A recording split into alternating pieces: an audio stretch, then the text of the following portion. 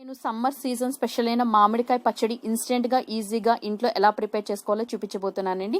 మరి ఇంకెందుకు ఆలస్యం, రెసిపీలోకి వెళ్ళిపోదాం. ఈ రెసిపీ ప్రిపరేషన్ కోసం మేము 2 పెద్ద సైజు మామిడికాయలు తీసుకున్నామండి. మేము తీసుకున్న మామిడికాయల పేరు వచ్చేసి జలాలు. సో మేము తీసుకున్న ఈ 2 మామిడికాయల్ని బాగా శుభ్రంగా వాష్ చేసుకున్నామండి. ఎందుకంటే మామిడికాయలకి ఎప్పుడు కూడా కొంచెం సొనపాట అనేది ఉంటుంది. సో అదంతా రిమూవ్ అయ్యేలాగా బాగా శుభ్రంగా కడిగి ఆరబెట్టేసాం. మనం ఎప్పుడైనా రెసిపీ ప్రిపేర్ చేసేటప్పుడు పచ్చళ్ళు రెసిపీ మనం తీసుకున్న మామిడికాయలు అనేవి బాగా పచ్చిగా ఉండాలి, అలాగే మంచి గ్రీన్ కలర్ లో ఉండేలాగా చూసుకోవాలి. మనం తీసుకున్న మామిడికాయలు కనుక పండిపోయినట్టయితే మనకి రెసిపీ ప్రిపరేషన్ అనేది అస్సలు కుదరదండి, అలాగే రెసిపీ కూడా మొత్తం పాడైపోతుంది. సో మనం యూజ్ చేసే మామిడికాయలు ఎప్పుడు కూడా పచ్చడికి తీసుకున్నవి బాగా పచ్చిగా ఉండేలా చూసుకోవాలి. సో ఇది ఫస్ట్ పాయింట్ అండి ఈ రెసిపీ ప్రిపరేషన్ లో. సో ఆరిపోయిన ఈ మామిడికాయలకి పైన ఉన్న బుడుపు పార్ట్ ఉంటుంది కదా, సో దాన్ని నైఫ్ యూస్ చేసి రిమూవ్ చేసేసాము. అలాగే పైన ఉన్న తోలు మొత్తం కూడా పీలర్ యూస్ చేసి పీల్ ఆఫ్ చేసేసాము. ఇప్పుడు మనం తీసుకున్న ఈ 2 మామిడికాయలని క్యారెట్, కొబ్బరి ఇలా గ్రేట్ చేసుకునేది ఉంటుంది కదా, సో ఆ గ్రేటర్ హెల్ప్ తో బాగా సన్నగా తురుముకుని పక్కన పెట్టేసుకున్నామండి. ఒక ప్లేట్ లో కలెక్ట్ చేసుకుని పెట్టేసుకున్నాం.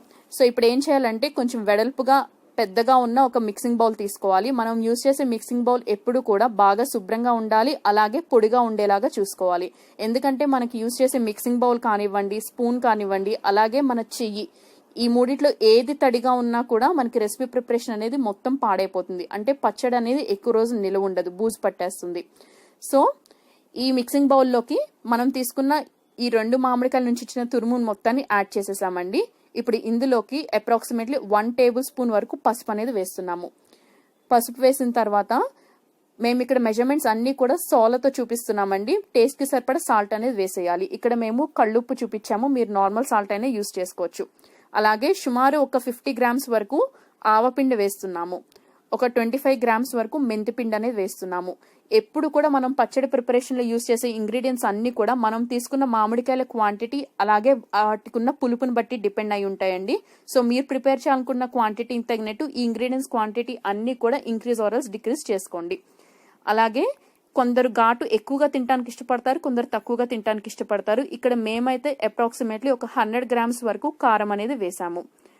ఇవన్నీ వేసిన తర్వాత ఒక స్మాల్ కప్, అంటే నార్మల్ టీ, కాఫీ ఇవి తాగడానికి ప్రిఫర్ చేసే స్మాల్ కప్ ఉంటుంది కదా, దాంతో 1 స్మాల్ కప్ ఆఫ్ నువ్వుల నూనె ఆరల్స్ వేరుశనగపప్పు నూనె వేయండి. ఈ రెసిపీ ప్రిపరేషన్ కి సన్ఫ్లవర్ ఆయిల్ ఇట్లాంటి ఆయిల్స్ వేయకూడదండి. మీ దగ్గర పల్లి నూనె అవైలబిలిటీ ఉంటే అది యూస్ చేయండి, ఆరల్స్ నువ్వుల నూనె అయినా యూస్ చేసుకోవచ్చు. సో ఈ ఆయిల్ కూడా వేసిన తర్వాత హ్యాండ్ తడిగా లేకుండా చూసుకోండి. సో పొడిగా ఉన్న చేత్తో బాగా మిక్స్ చేసుకోండి.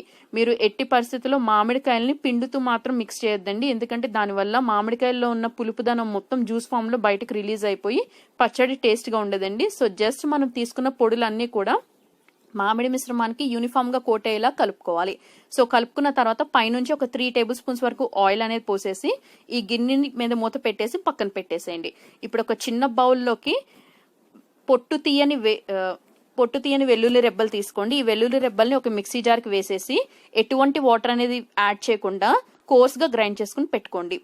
ఇప్పుడు ఒక 3 టేబుల్ స్పూన్స్ వరకు ఆవపిండి అనేది తీసుకోండి. ఈ ఆవపిండిని మనం కోర్స్ గా గ్రైండ్ చేసి పెట్టుకున్నటువంటి వెల్లుల్లి మిశ్రమంలోకి వేసి మిక్సీ జార్లోనే కోర్స్ గా గ్రైండ్ చేసుకోండి. ఇప్పుడు గ్రైండ్ చేసుకున్న ఈ పేస్ట్ నుంచి సుమారు ఒక 2 టీ స్పూన్స్ వరకు పేస్ట్ అనేది తీసుకుని ఈ పచ్చడి మిశ్రమంలోకి వేసి జెంటిల్ గా పొడిగా ఉన్న ఒక స్పూన్ తో మిక్స్ చేసేసి అలా వదిలేసేయండి. ఈ పచ్చడి ప్రిపరేషన్ అనేది మనకి 1 డే తర్వాత కంప్లీట్ అవుతుందండి. అంటే ఇలా మనం మిక్స్ చేసుకున్న తర్వాత మూత అనేది పెట్టేసి 1 డే పాటు కంప్లీట్ గా రెస్టింగ్ టైం అనేది ఇచ్చేసేయాలి. 1 డే తర్వాత మనం ఒకసారి పచ్చడిని మొత్తం బాగా కలుపుకుని మనం వేసిన పదార్థాలు అన్ని సరిపోయినాయా లేవా, అంటే ఉప్పు, కారం ఇలాంటి ఫ్లేవర్స్ అన్ని కూడా ఈక్వల్ బ్యాలెన్స్డ్ గా ఉన్నాయా లేవో చూసుకుని, సరిపోకపోతే అడిషనల్ గా కొంచెం యాడ్ చేసుకుని పొడిగా ఉన్న ఒక గ్లాస్ జార్ లోకి ట్రాన్స్ఫర్ చేసుకుని ఫ్రిడ్జ్ లో స్టోర్ చేసుకుంటే 2 మంత్స్ పాటు చాలా ఫ్రెష్ గా ఉంటుందండి. ఈ రెసిపీని మనం బ్రేక్ఫాస్ట్ అన్ని రెసిపీస్ లోకి సర్వ్ చేసుకుంటాం. మన ఆరోగ్యానికి ఎంతో మేలు చేసే పచ్చిపులుసు రెసిపీని మా స్టైల్లో ఇవాళ మీకు చూపించబోతున్నానండి. ఈ పచ్చిపులుసు అనేది ఇంటికో తీరుగా, ప్రాంతానికి ఒక తీరుగా ప్రిపేర్ చేస్తుంటారు. ఎవరి రుచి తగినట్టు వాళ్ళు అడ్జస్ట్మెంట్స్ అనేవి చేసుకుంటారండి. సో మేము మా స్టైల్లో ఎలా ప్రిపేర్ చేస్తామో చూపించబోతున్నాను. ఈ రెసిపీ ప్రిపరేషన్ కోసం మనం ఒక చిన్న నిమ్మకాయ సైజు ఉన్నటువంటి చింతపండుని తీసుకున్నామండి. అలాగే ఒక 1 టేబుల్ స్పూన్ వరకు అప్రాక్సిమేట్లీ జీలకర్ర అనేది తీసుకున్నాము. 2-3 కరివేపాకు రెమ్మలు తీసుకున్నాము. 1 టేబుల్ స్పూన్ వరకు అప్రాక్సిమేట్లీ నెయ్యి అనేది తీసుకున్నాము. 2 నుంచి 3 ఎండుమిర్చి అనేది తీసుకోవాలి. మీరు తినాలనుకుంటున్న స్పైసీనెస్ ని బట్టి, అలాగే మీరు తీసుకున్న చింతపండు క్వాంటిటీని బట్టి మనం ఎండుమిర్చి అనేది తీసుకోవాలి. అలాగే మీరు తినాలనుకుంటున్న స్వీట్నెస్ ని బట్టి బెల్లం అనేది తీసుకోవాలి. ఇక్కడ మేము సుమారుగా ఒక చిన్న సైజు గడ్డలు 3 తీసుకున్నాం. అలాగే ఒక 4 ఉల్లిపాయలు తీసుకున్నాం మీడియం సైజు ఉన్నటువంటి. ఇప్పుడు ప్రాసెస్ లో ఫస్ట్ ఏం చేయాలంటే ఒక బౌల్ తీసుకుని ఆ బౌల్లోకి మీకు చూపించినటువంటి చింతపండు అనేది వేసేసి ఈ చింతపండు నానటానికి సరిపడా వాటర్ అనేవి పోసేసాం. ఈ చింతపండు మనం నానే టైంలో మనం మీన్ గ్యాప్ లో ఏం చేయొచ్చు అంటే మనం తీసుకున్నటువంటి ఉల్లిపాయలు ఉన్నాయి కదా, ఆ ఉల్లిపాయల్ని వీలైనంత సన్నగా ముక్కలుగా తరిగి పక్కన పెట్టుకోవాలి. ఇప్పుడు స్టవ్ మీద ఒక చిన్న కడాయి పెట్టుకుని కడాయిలోకి 1 టేబుల్ స్పూన్ వరకు నెయ్యి అనేది వేసేసాను. నెయ్యి బాగా హీట్ అయిపోయిన తర్వాత మీకు చూపించినటువంటి ఎండుమిర్చిని ఇందులోకి తుంపి వేసేసామండి. ఎండుమిర్చి అనేది మనకి మంచిగా స్మోకీ ఫ్లేవర్ అంటే కొంచెం బాగా డార్క్ బ్లాక్ కలర్ అయ్యే వరకు మనం ఫ్రై చేసుకోవాలి. ఈ రెసిపీ ప్రిపరేషన్ లో మెయిన్ గా మీరు నోటీస్ చేయాల్సిన పాయింట్ ఏంటంటే ఓన్లీ ఈ పోపు పెట్టడానికి మాత్రమే మనం స్టవ్ అనేది యూజ్ చేస్తాము. రిమైనింగ్ ప్రాసెస్ ఎక్కడ కూడా మనం స్టవ్ అనేది యూజ్ చేయం. సో మనకి ఎండుమిర్చి బాగా ఫ్రై అయిపోయిన తర్వాత ఇందులోకి జీలకర్ర వేసేసేయాలి. అలాగే మీకు చూపించినటువంటి కరివేపాకుని రఫ్ గా హ్యాండ్స్ తో తుంపుకుని వాటిని కూడా వేసేసాను. వేసేసిన తర్వాత ఫ్లేమ్ ని టర్న్ ఆఫ్ చేసేసేయాలండి.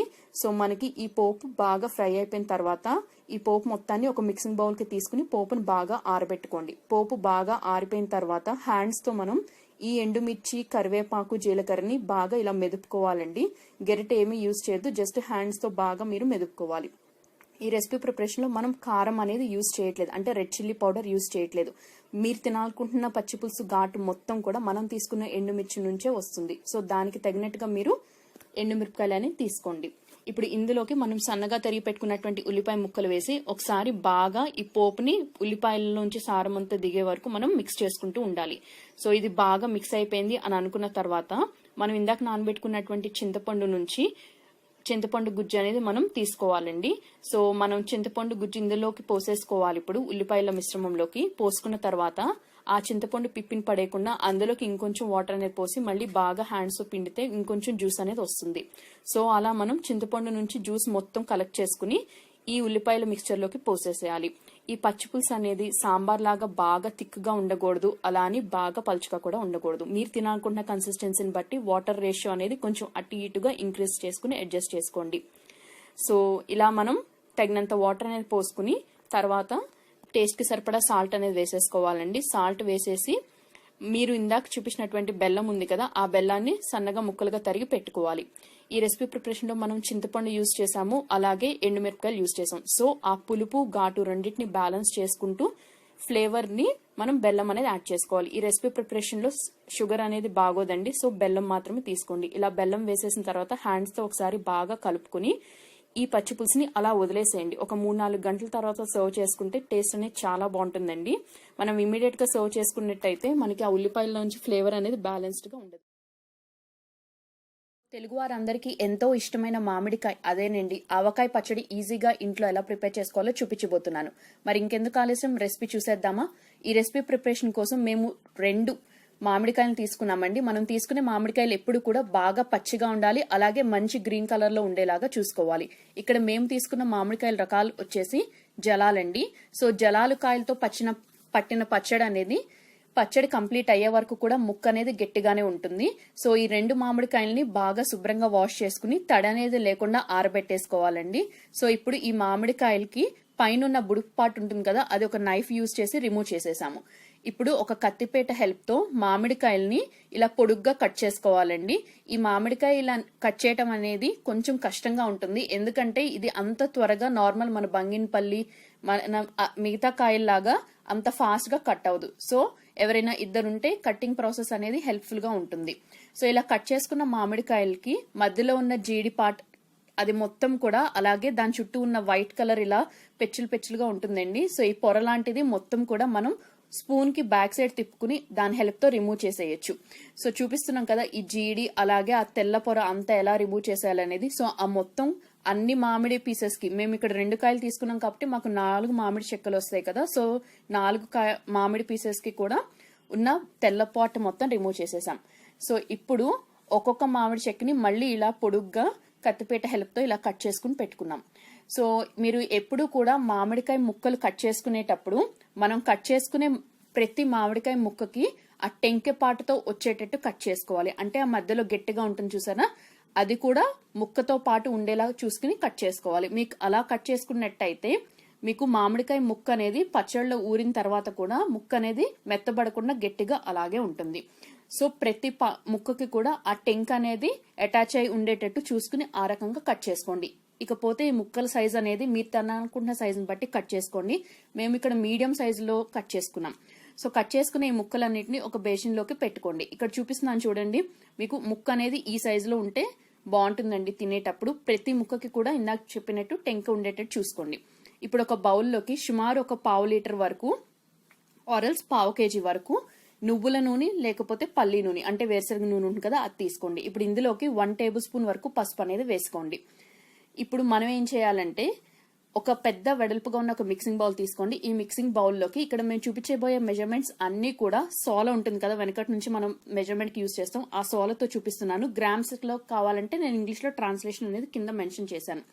సుమారు ఒక 100 గ్రామ్స్ వరకు ఆవపిండి తీసుకున్నామండి. అలాగే అందులో సగం అంటే ఒక 50 గ్రామ్స్ వరకు మెంతిపిండి తీసుకున్నాము. ఒక 150 గ్రామ్స్ వరకు కళ్ళుప్పు తీసుకున్నాం, అంటే రాళ్ళుప్పు ఉంటుంది కదా. ఈ పచ్చడి ప్రిపరేషన్ కి నార్మల్ యాడెడ్ సాల్ట్ కంటే కూడా ఈ కళ్ళుప్పు అయితేనే బాగుంటుంది. ఒక 150 గ్రామ్స్ వరకు సుమారు కారం అనేది తీసుకున్నామండి. ఈ ఉప్పు కారం అనేది మీరు తినాలనుకుంటున్న టేస్ట్ ని బట్టి అటు ఇటుగా అడ్జస్ట్ చేసుకోండి, ఎందుకంటే అందరి రుచులు ఒకలా ఉండవు కదా. సో ఇప్పుడు మనం తీసుకున్న ఈ 4 ఇంగ్రీడియంట్స్ కూడా మన చేత్తో, మన చెయ్యి శుభ్రంగా ఉండాలి, అలాగే తడి అనేది లేకుండా బాగా పొడిగా ఉండేటట్టు చూసుకుని ఈ 4 పొడులు కూడా బాగా మిక్స్ చేసుకోవాలి. ఇప్పుడు మనం ముందుగా కట్ చేసి పెట్టుకున్న ముక్కల్ని ఈ ఆయిల్లోకి వేసి ఆయిల్లోకి బాగా డిప్ చేసి అంటే చేత్తో బాగా మిక్స్ చేయాలండి. చూపిస్తున్నాను చూడండి, ఆయిల్ అనేది ఈ ముక్కలకి బాగా పట్టేలాగా చేసి ఈ ముక్కల్ని మనం రెడీ చేసి పెట్టుకున్నటువంటి ఈ పొడి మిశ్రమంలోకి వేసేయాలి. మనం ముక్కల్ని ఇలా ఆయిల్లో ముంచి ఈ పొడి మిశ్రమంలో వేయటం వల్ల మనకి ముక్క అనేది ఎంత కాలమైనా కూడా మెత్తబడకుండా గట్టిగా అలాగే ఉంటుంది. అలాగే తినేటప్పుడు టేస్ట్ అనేది చాలా బాగుంటుంది. సో ముక్కలన్నీ కూడా ఇదే ప్రాసెస్ లో కంటిన్యూ చేయాలండి. ముక్కలకి అన్నిటికీ కూడా ఆయిల్ పట్టించిన తర్వాత ఇంకా ఏమన్నా కొద్దిగా ఆయిల్ అనేది మిగిలిపోతే ఆయిల్ ని కూడా ఈ ముక్కల్లో పోసేసేయాలి. ఈ రెసిపీ ప్రిపరేషన్ కి మాకు టోటల్ గా 1/2 kg కంటే ఎక్కువ, 3/4 kg కంటే తక్కువ, అంటే సుమారు ఒక 650 to 700 ml వరకు ఆయిల్ అనేది పట్టిందండి.